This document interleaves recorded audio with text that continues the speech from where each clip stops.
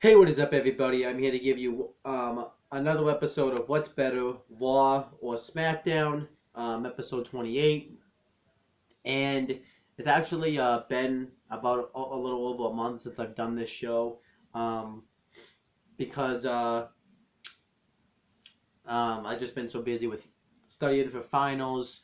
I ended up going to Texas, and I also just had some technical issues, and I'm just gonna be honest too.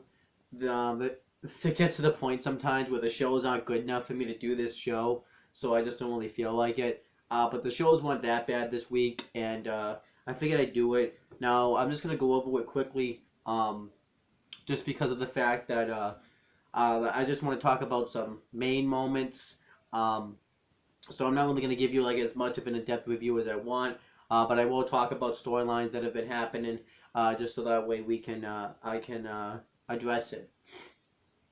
But I will talk about it as in depthly as I can. But it's now Saturday, and I did the last time I did this. Well, the last time I watched Raw was SmackDown. It was like Tuesday, so it's been a while. So instead of just going through it like in order, I'm just gonna talk about it the way I want to. Um, so uh, we for Raw we've still been having Corey Graves, Michael Cole, and Booker T on commentary for the show. Um, it looks like Booker T is gonna permanently be on commentary for Raw because of the fact that David Otunga was doing commentary was because originally they had the Superstar shakeup like I mentioned, and David Otunga was traded for Byron Saxton. Byron Saxton went to SmackDown. David Otunga got transferred to Raw, but they took him off TV to go film a movie, and they had Booker T fill in for him. And then we saw David Otunga back at the Extreme Rules pre-show, and yeah, we saw them back.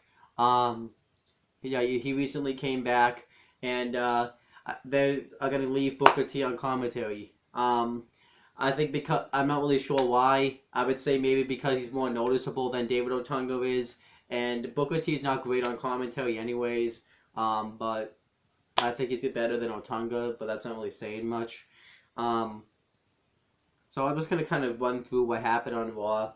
So lately, as everybody knows, I'm just gonna kind of try to rush through a bunch of storylines. Braun Strowman ended up getting injured because they wanted to do Braun Strowman versus Brock Lesnar for the WWE Universal Championship. Um, but because he's hurt, they say that he's injured They say that he's going to be injured 6 to 8 months, which I don't think is true. I think they're just saying that to kind of troll you into thinking that he's coming, and that he, to think that, and then he's going to come back earlier than expected. Um, but anyhow, they ended up doing a fatal five-way match between Samoa Joe, uh, Bray Wyatt, what else? So Samoa Joe, Bray Wyatt. Um, there was a fatal five-way match between Samoa Joe, Bray Wyatt, Seth Rollins, Finn Balor, and somebody else. I don't remember who else. And Samoa Joe ended up winning the match by choking out Finn Balor. I didn't watch the match because there was somebody in the match I didn't care to see. I'm not going to talk about him. So what happened is Samoa Joe became number one contender. No one. It was actually a legitimate surprise since Samoa Joe is a heel, Brock Lesnar is a heel, but it was still awesome. And then yeah, Samoa Joe ended up choking out Paul Heyman, and at Great Balls of Fire, it's going to be Brock Lesnar versus Samoa Joe for the WWE Universal Championship. Um, and this week on Raw, Brock Lesnar and Paul Heyman. Brock Lesnar returned on Raw. This was the first time we had seen him since the night after WrestleMania 33. And what happened is Paul Heyman cut a promo talking about how Samoa Joe can't stand up to Brock Lesnar, and he's afraid of Brock Lesnar, and how he was foolish to think that he could take Brock Lesnar. So then he said that he unleashed the beast, and then Samoa Joe came out, headbutted Brock Lesnar, and they ended up getting into a huge brawl. Security tried to break it up. They couldn't do it. Kurt Angle even sent out everybody on the Raw roster to come out and break it up. And eventually they were able to, but you know, Samoa Joe hit some nice shots on Brock Lesnar. He had a big boot. Lesnar even threw him around a little bit. and it was a really good opening and a really good brawl to start off the show. I really enjoyed it. And I actually can't wait to see a Samoa Joe Brock Lesnar feud. I'm pretty excited for that, actually. And Samoa Joe even cuts an interview later on in the night saying that he's going to take the WWE Universal Championship pretty much from Brock Lesnar. I'm excited about that, and I can't wait to see that match at Great Balls of Fire. I hope that match goes to a fuck finish. And then we had the first actual match on the show. It was Elias Sampson versus Dean Ambrose. Elias Sampson, I don't even know if I mentioned him because it's been that long since I've done the show. He recently has debuted on Raw. He's been going around playing his guitar, and they had him do that for a while. And then eventually Kurt Angle put him in a match. His first match was against Dean Ambrose, but because of The Miz, Sampson won by DQ. And lately, Sampson and Ambrose have been going after each other. Sampson's been laying out Ambrose. So this was to settle all differences. Dean Ambrose recently lost his Intercontinental Championship to The Miz. And they were actually having a pretty decent match. I was enjoying it. I actually kind of am enjoying Elias Sampson. Maybe because Raw has been so bad that he's actually making Raw at least credible, somewhat decent. I'm not sure. But yeah, Miz eventually comes out though. And Ambrose tries to attack Miz. And Sampson ended up hitting a knee to the back of the head, and he ended up laying him out with a swinging neck breaker for the win, and Miz ended up costing Ambrose the match. I thought that was fine. I kind of like the way they were utilizing Elias Sampson. They're having him get wins. It would be kind of nice if they would feature him a little bit more prominently, because it just kind of feels like he's like the third wheel in this feud. And obviously, it was just really weird. So, the Miz, Kurt Angle's upset that The Miz interfered in his match, but The Miz wants Kurt Angle to do something about Dean Ambrose, because last week he had a big Intercontinental Championship celebration because The Miz ended up defeating Dean Ambrose for the Intercontinental Championship at Extreme Rules, and then last week he interrupted the celebration when Kurt Angle had told him to leave, but Kurt Angle said he was not going to do anything about it, which doesn't make any sense. Kurt Angle challenges The Miz to do something, so The Miz tried to recruit Heath Slater, which was kind of an odd choice, to join up with them. And Miz promised to give Heath Slater an Intercontinental Championship match, but Rhino was like, he's already got a partner, why don't you go find a partner and we'll team up tonight. So it ended up being Beauty and the Man Beast versus The Miz and a mystery partner, and ended up being the Bear that was in the Intercontinental Championship celebration, holding up the congratulations sign that The Miz beat down that he thought was Dean Ambrose, but wasn't Dean Ambrose. And it was bad because the commentators kept making corny bear jokes about it. And eventually Miz just beats him up because he thinks it's Ambrose. And then eventually Miz beats down Slater, and Maurice sees Dean Ambrose lay out The Miz with lays out Heath Slater. Well, he sees the Bear lay out Heath Slater with Dirty Deed, so he knows that's Dean Ambrose. So then the Bear pushes The Miz into Maurice or something, and Maurice is mad at him anyways because she got him a grandfather clock, and he destroyed it because he thought Ambrose was going to be in the present, and Ambrose. And she's mad at him now because of this. I don't know if that's leading somewhere. I'm not really sure. But Ambrose laid out Miz with Dirty Deeds, put Heath Slater on The Miz, and Heath Slater ended up getting the win. I expect Heath Slater on Raw this week to have a Intercontinental Championship match. We're going to have to wait and see what happens with that. But overall, this whole Miz-Ambrose feud's kind of gotten really goofy. With this whole Bear thing, that was just stupid. But I am happy that The Miz is the Intercontinental Champion because he can really bring prestige to that championship. And I kind of can't wait for them to get past the Miz-Ambrose feud for the championship.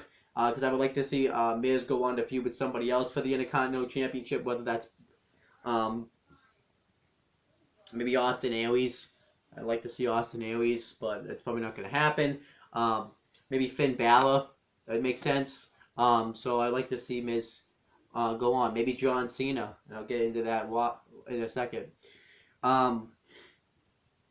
And as for the cruiserweights lately, Cedric Alexander recently made his return on 205 Live. And he's been continuing this feud with Noam Dar, which I hate. Everybody knows I hate that feud with the Alicia Fox storyline. They incorporated Rich Swann into it. Now they've incorporated Cedric Alexander back into it. Um, and he was on the phone with Alicia Fox on FaceTime. Cedric Alexander said that he's done with this. He's been trying to be done with this for a while. I think we all have Cedric. So they had a match, and Noam Dar was like talking to Alicia Fox on FaceTime, and you could see it up on the Titantron. I thought it was pretty stupid. And yeah, Cedric Alexander, she pretty much wouldn't get off the phone with Noam Dar, so then Cedric Alexander just ended up winning really quickly with a lumbar check. Great way to fucking put over the cruiserweight division. So that was stupid. And then lately, as everybody knows, they were starting when I remember when I was doing this, the whole process of having Apollo Crews be a part of the Titus brand, when now he's kind of fully in it. Lately, Apollo Crews and Titus O'Neil have been having matches with Kalisto, who should be in the Cruiserweight division, and Apollo Crews beat Kalisto on Raw last week, and Titus O'Neil's been trying to recruit Akira Tozawa to the Cruiserweight division.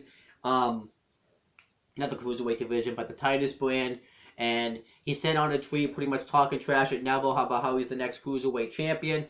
So then Neville, who still is the Cruiserweight champion, he blew off his feud with Austin Aries, and now he beat him at Extreme Rules in a submission match. Now Neville's moving on. Kind of sucks for Aries because now it looks like he's just going to be in the feud with Tony Nese, which I wouldn't mind seeing that feud, but Austin Aries, Austin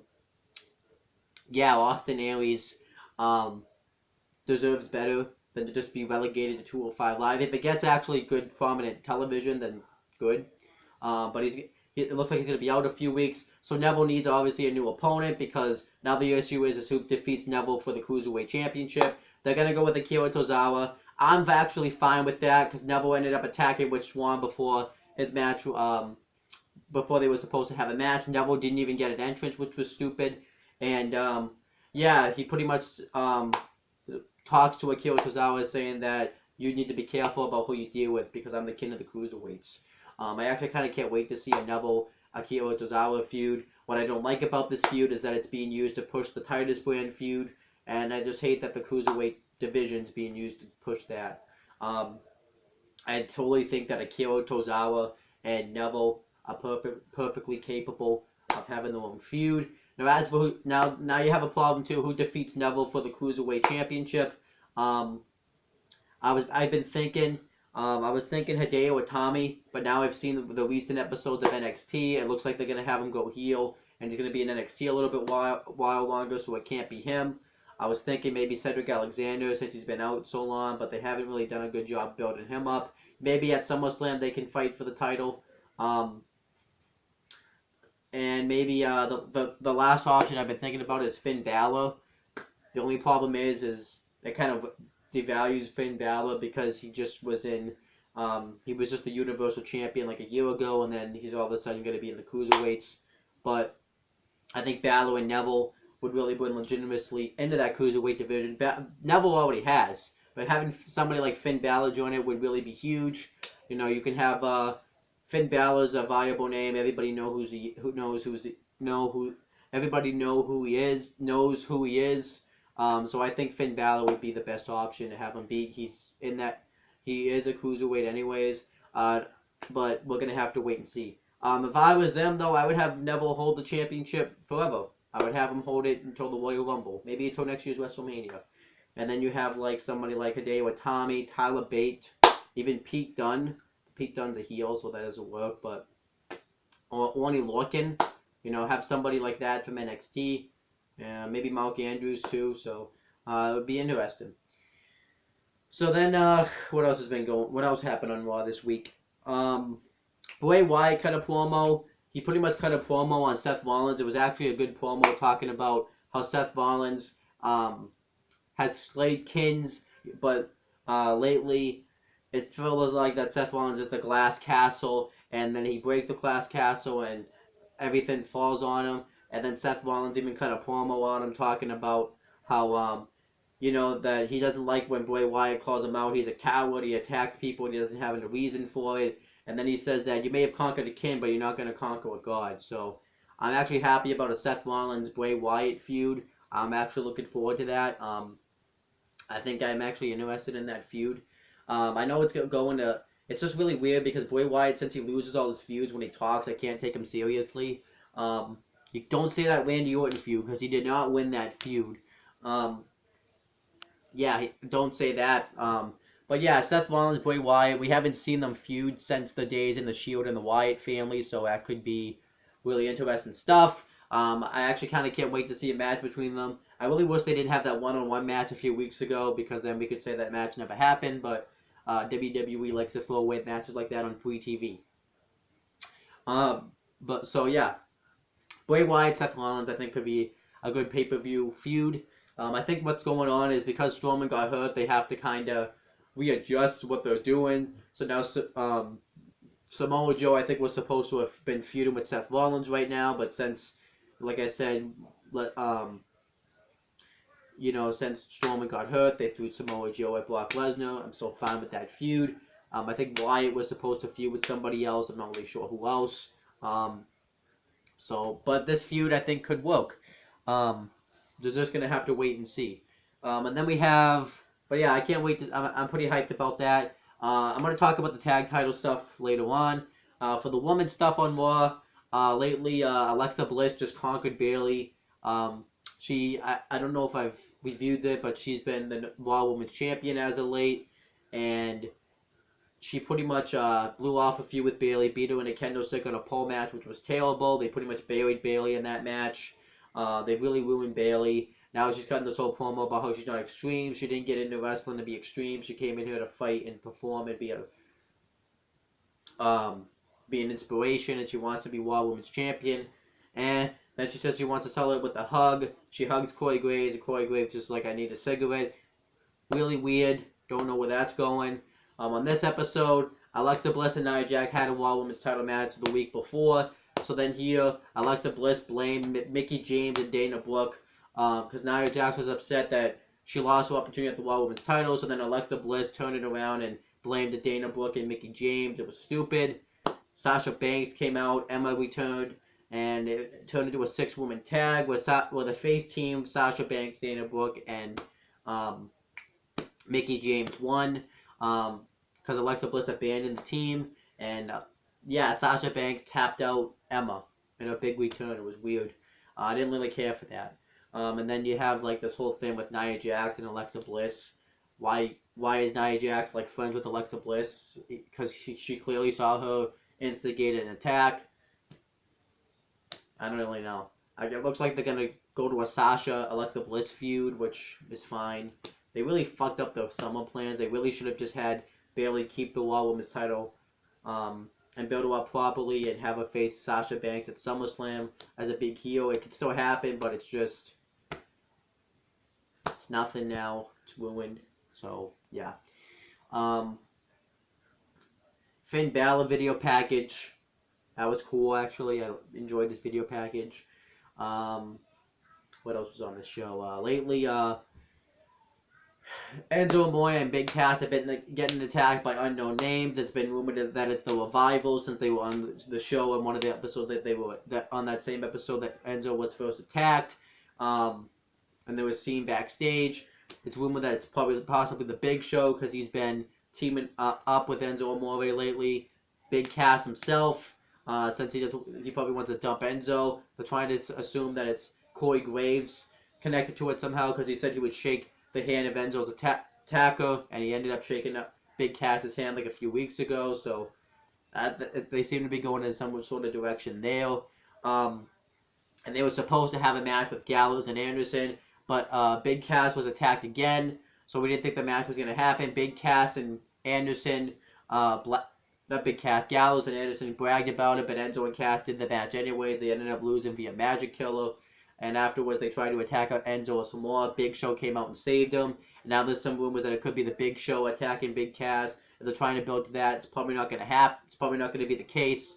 And Big Show seems upset and offended that he would think that. So yeah, that's what's going on for that.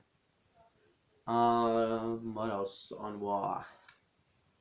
The Golden Truth have been continuing their feud. They've been doing back and forth video package kind of like movie references, promos on each other. It's actually been great. Goldust is like back to the Goldust of old. He's doing this whole Golden Age thing, and he's acting like himself again. Our Truth has been pretty decent, and I expect that to blow up on a match like Great Balls of Fire. Hopefully on the main show, because that deserves a spot on the main show, but we're going to have to wait and see. Um, and then main event was the Hardy Boys versus Sheamus and Cesaro in a 2 out of 3 falls match for the Raw Tag Team Championships. I like the main event, but the Hardys got Sheamus and Cesaro got the first fall when Sheamus hit a blow kick on Jeff Hardy. And why this match was happening though was Sheamus and Cesaro, as we know, turned heel at Payback, and then they won the the Raw Tag Team titles on an episode on Extreme Rules and in a cage match. So this was the Hardys' big rematch. And the Hardy Boys got the second fall, and Matt Hardy pins Cesaro with a twist of fate. And then no one got the second fall because they all ended up brawling on the outside with the count-out finish. And the Hardy Boys died on Sheamus and Cesaro. They stood tall. And then nothing really came of it, which was kind of weird. Felt like they kind of rushed it so they can do a show on the network. It was stupid. But yeah, overall with Raw, it was actually a pretty good show. I enjoyed it. It was kind of a weird show though, because there was some things that I didn't like, but there was some things I did like. But I enjoyed Raw. I remember it being a decent show. This was the best Raw that they've had in a few weeks, in about maybe a month or so. So I'll probably give Raw a 6.5 out of 10. I thought it was a decent show. I liked the stuff they did, teasing with Enzo and Cass getting laid out. Neville looking like a dominant champion. The stuff, I like the Ambrose Samson match. The stuff with Brock Lesnar and Samoa Joe is going to be the thumbnail of this video because that was my favorite thing of mainstream WWE all week. I liked the Hardys, Sheamus and Cesaro match. It didn't deliver like I thought it was going to. But obviously I expected that match to have a fuck finish because I think they want to do that match again at Great Balls of Fire. I can't believe that's the pay-per-view name. But what else did I like on Raw? There was something else. I like the Goldust R-Truth video packages. I like Bray Wyatt and Seth Rollins promo together. But the stuff I didn't like though was like the tag match with Beauty and the Man Beast versus the Miz and the mystery partner with the Bear. The Corey Graves interview with Bayley. I didn't like that. I didn't like the Cedric Alexander Noam Dar stuff on this show. The Kalisto Apollo Crews match.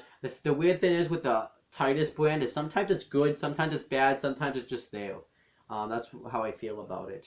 But yeah, Raw was a decent show though, because a lot of the show was taken up by the Hardy Boys, Sheamus and Cesaro match, the Gallows and Anderson tag match, and the Brock Lesnar stuff, and then the Golden Age and stuff like that. So it had those. I think the good overweighed the bad, but there was a lot of bad on this show. Like the woman stuff was even pretty bad on this show.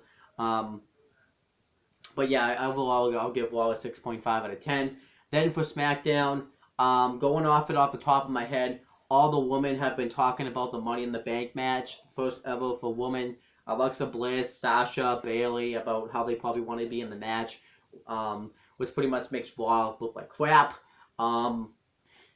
I'm trying to remember like what was on the show, so I can just go off the top of my head, but I guess I can't.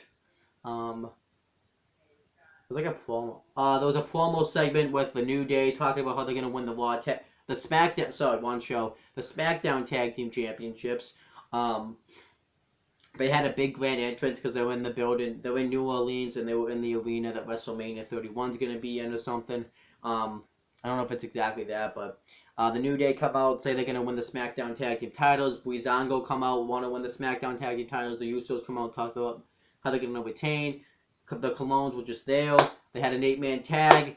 The face team won, makes sense. I expect the Usos to retain the SmackDown Tag Team titles at Money in the Bank, but I'll have a predictions video up on my Wrestling Fortune 44 channel, which you should subscribe to. But yeah, I enjoyed that stuff. And I even and later on they're doing the exact same thing with the whole Enzo and Cass thing with the Breezango stuff, where Tyler Breeze got attacked and Fandango was trying to figure out who it is, but this time it was actually more funny. It felt like it was kind of used to make fun of Raw's storyline, which was weird. Tamina fought Naomi in a bad match. Lana, um, actually Naomi won with a moonsault, and Lana did nothing to cause of that match. She was right there. She could have easily pulled the referee out, but nothing. She laid out Naomi afterwards. Lana's having like a feud with Naomi, which is very risky. But it makes, I mean, it's not like they have anyone else but Naomi to face because all the women that could face Naomi were in the were first ever women's Money in the Bank match. I'm not gonna get into it. It's cool that they're gonna have a first ever women's Money in the Bank match. I don't know if these were the women I would have envisioned being in this match, because you have Charlotte, who is a pretty decent wrestler, Becky, who's good, Natalia, who's good, but you have people like Tamina and Carmella in there. Wouldn't really envision them being in a women's Money in the Bank match. I think that's kind of stupid. Um, and I don't really know how this match is going to turn out. This match could either be really good, or this match could have like a lot of botches in it and have just a lot of kind of sloppy moments in there. So I'm not really sure how this is going to turn out. And it's a 5-woman Money in the Bank match. I don't know why they couldn't add one more superstar in there. Maybe put Naomi in there. Make this instead of a Money in the Bank match or Smackdown Women's Title ladder match. Have somebody else win. But Naomi beat, no. And another thing about this too is, why was Tamina Snuka losing if she's going to be in this Money in the Bank match? Because she's just they kind of made her look like an absolute jobber here. But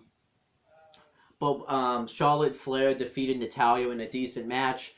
They've had way better matches in NXT. Those matches are never going to get topped, so don't even try it.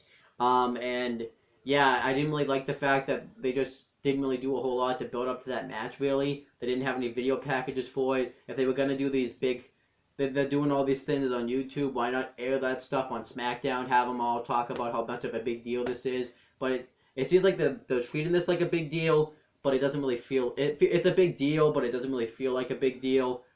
And the reason why they're having the match is kind of stupid, just because they couldn't start a 5-way elimination match just because the referee wouldn't start the match. He really could have started the match. And yeah. And and it's pretty obvious who's going to win the match too, which kind of makes it not as interesting. It'd be better if you didn't really know who's going to win the match. Like, I don't even have as much interest in this. It feels like this should be something that's more interesting to me, but it's not. I can't really explain it. What else was on SmackDown this week? I think Baron Corbin like attacked Sami Zayn. Oh, that was last week actually. What else was on SmackDown this week? Mojo Rawley was backstage. Zack Ryder returned. Was happy to see him back. Jinder Mahal and Randy Orton had their face-off. Why is Jinder Mahal the WWE champion? I've ranted about that enough. It's stupid.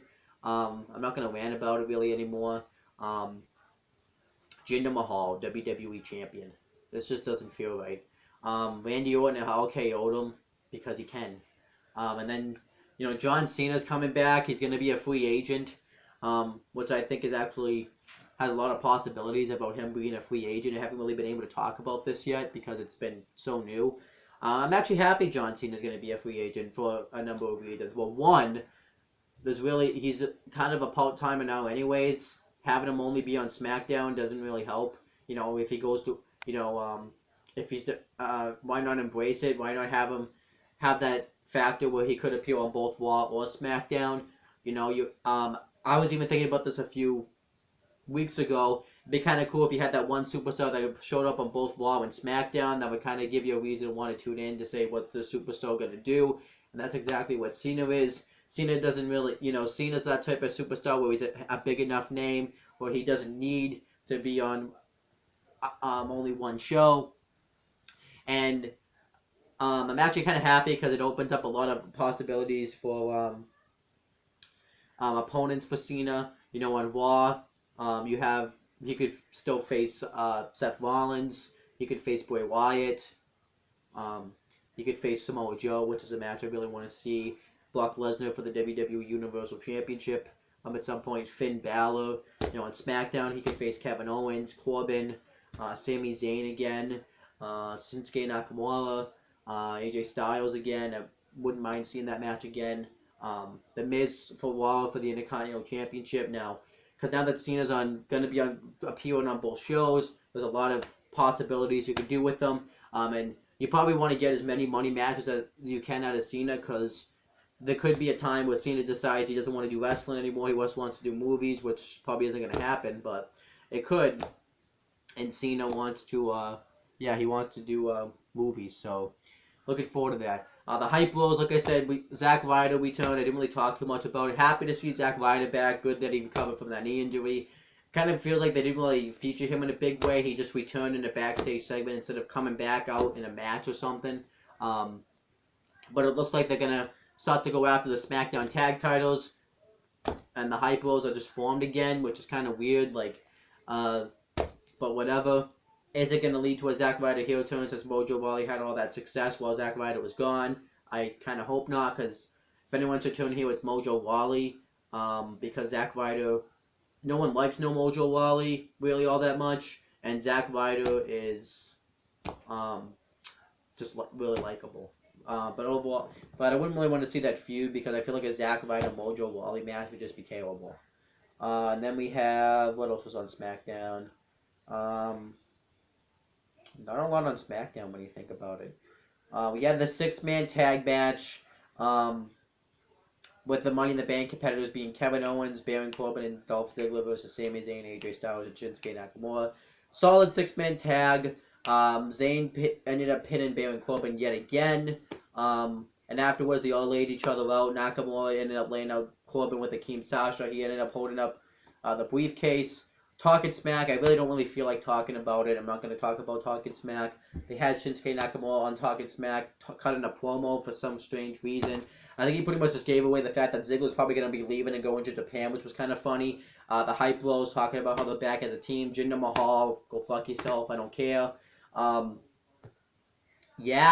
was, but that's both Raw and SmackDown. SmackDown I thought was a pretty good show. I thought they did a pretty good job building up to the ladder matches. I'll probably give SmackDown a 6 out of 10. I thought it was decent. I think Raw was better because it had more stuff I enjoyed on it, like the 2 out of 3 Falls match. Lesnar was on the show, which always makes it a plus because it makes it must-see TV. I like the Ambrose Elias Sampson match. I just thought Raw had my interest more than SmackDown. I expected more from SmackDown since they have a pay-per-view coming up.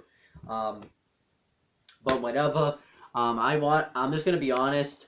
I just win this completely just because of the fact that I promised I was going to do this, and I delivered on my promise, but I didn't really want to do this at the same time, just because it was getting to the point where it was getting too late, and it was either sit down and watch these shows again, and I was just to be honest, these shows are fine shows, but not worth probably sitting through again. I especially don't want to sit through that Beauty and the Man Beast, Miz and Mystery Partner match. I'm not sitting through that again. I'm not sitting through Apollo Crews versus Kalisto and the whole Titus Brand storyline again. I'm not going to sit through that whole woman segment again.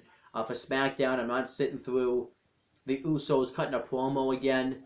I'm not sitting through the Tamina-Naomi match again. No. Well, yeah, Tamina-Naomi match again. You think they have better chemistry since they're related to each other? I'm not sitting through Shinsuke Nakamura talking and cutting a promo again. I'm not going to sit through Jinder Mahal holding that WWE title again until Money in the Bank. Just not going to do that. I got better things to do with my time, so this is the best effort. WWE doesn't want to put effort in this show, so I ain't putting effort in this. And that's just what WWE needs to do. They had enough effort, but not enough effort. They need to do more effort than a 6 out of...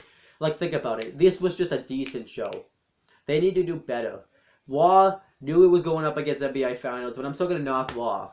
Because why not put forth any effort? Like, I'm sick of WWE being just bland and stagnant like it was, like it's been the past month, like it's been the past probably 10 years, which obviously everyone will say that you can't really blame Cena. He was on top at a bad time. Well, it's always easy to blame the top guy, and some of it is Cena, because a lot of people quit watching when Cena was the top guy. You could make the argument that John Cena's a worse top guy than Bret Hart and Shawn Michaels. Bret Hart and Shawn Michaels, they weren't really bad top guys because at least they were interesting characters and stuff, so yeah. But anyhow, that's a different topic for a different day. overall, Raw and SmackDown, step your game up. I don't even know what my record is because I haven't done this show in so long. I just was bored and wanted to do this. I don't even know why I did this. It was just me pretty much talking and just not even really putting forth effort. Like, this was just the minimum of no effort. I didn't really want to do this. Um, I just did this because I know I have to do my Money in the Bank predictions soon, and I'll actually put forth effort into that because I actually have some interest in Money in the Bank, which is why I'm not really sure why I did this actually. I don't really want to delete this because it's a 35-minute video and it just wastes charge on my tablet. Um, but yeah, I feel like I just wasted my time doing this and whatever. WWE wastes my time enough anyway, so why not just have it do it more? I guess I don't know. But yeah, I probably wasted like about 53 minutes, even more. Um, well, I guess not. I wasted like 35 minutes and 45 seconds and counting or something. I know it doesn't say that on the bottom, but whatever. I don't care. Um, so yeah, I'm gonna try to do this more with planning. I'll do it with more effort next time. Just this week was just not the day. I also did a long week of videos and stuff. I'm gonna try to do this episode. I'm gonna try to do this series, I should say, every Wednesday. You'll at least have it up.